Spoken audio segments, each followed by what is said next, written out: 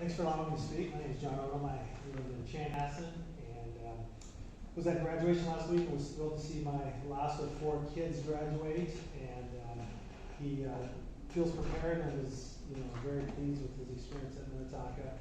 Been doing the graduation party round and seeing many kids that I've known for the last several years, coached in sports and been colleagues with my son.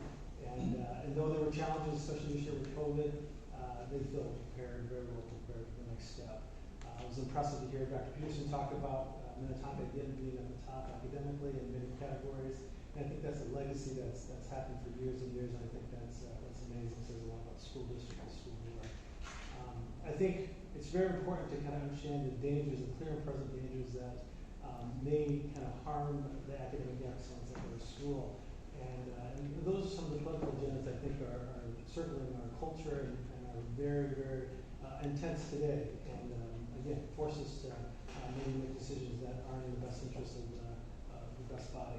Now, I'm not advocating that we don't have a school of kindness. I'm not advocating that we don't seek to have a loving environment and that we care and listen well dialogue and listen to other people's different opinions.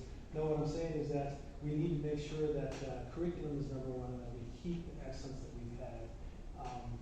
Parents need to have the strength and the role and the impotence to do what they need to do at home. They need to be the ones in charge of teaching morale and vertical stance and that kind of stuff.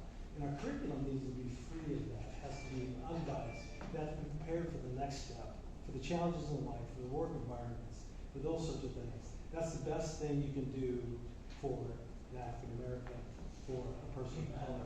Allow them to compete, allow them to be a voice in their community, to be educated well.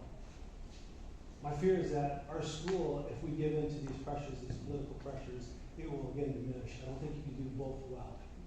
Just like COVID, we saw COVID gave disparities, and we saw that those who were poor, those who were less advantaged, were the ones who suffered most. Those who were rich in our community, we saw it. They suffered at all. They could get their own tutors, they could get their own teachers, they could go wherever they want to get what they need.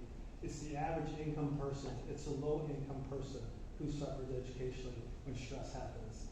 And when these cultural things happen, when this cultural tsunami hits, if resources are diverted there, the real equity of education will be diminished.